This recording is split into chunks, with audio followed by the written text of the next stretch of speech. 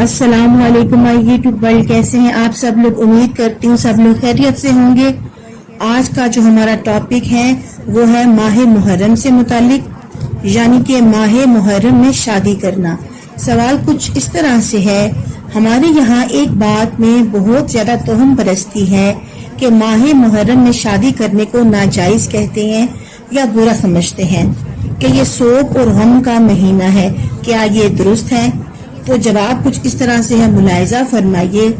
اسلام جن چیزوں کو حلال قرار دے کر ان چیزوں کے بارے میں شک کرنا عملاً یا اعتقاداً کبھی کبھی ایمان کو متزلزل کر دیتا ہے، جبکہ ہمیں پتہ ہی نہیں چلتا ماہ محرم شادی کرنا جائز ہے کہ دنیا میں بڑے بڑے کام ماہ محرم میں ہوئے ہیں، کیونکہ محرم کے معنی سوگ کے نہیں بلکہ حرمت والے مہینے کے ہیں۔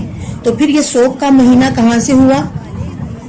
عورتوں کو اپنے شوہروں کی موت پر 4 ماہ 10 دن اور دوسرے کسی عزیز و اقارب کی موت پر 3 دن سے زیادہ سوگ کی اجازت نہیں ہے، اور پورا مہینہ سوگ منانا ناجائز اور حرام ہے۔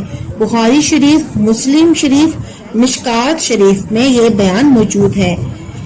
یہ رفاوس کا شیوہ ہے کہ وہ پورا مہینہ سوگ میں گزارتے ہیں، جبکہ اہل سنت و جماعت کے یہ عقیدے ہیں کے خلاف ہے۔ ماہ محرم کے مبارک اور بابرکت اور شان والے مہینے ہونے کے کئی دلائل ہیں کہ اس میں حضرت آدم علیہ السلام کی توبہ قبول ہوئی، دنیا بنی، حضرت موسیٰ علیہ السلام کی قوم پر من و سلوہ نازل ہوا، قیامت اسی مہینے کو قائم ہوگی، اور بھی محتم بالشان واقعات ہوئے ہیں جن کی روح سے یہ معلوم ہوتا ہے کہ یہ مہینہ بہت ہی بابرکت والا ہے اور اسے غم کا یا آفت زدہ قرار دینا درست نہیں۔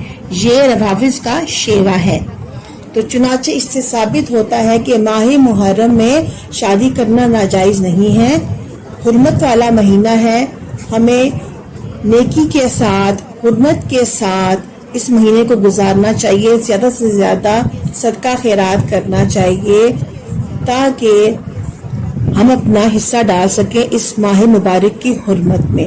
اچھے اور بہتر اور مزیدار اور انفارمیٹیو کنٹینٹ کے لیے ہمارا چینل سبسکرائب کر کے لائک، شیئر اور کمنٹ کریں، اور اس ویڈیو کو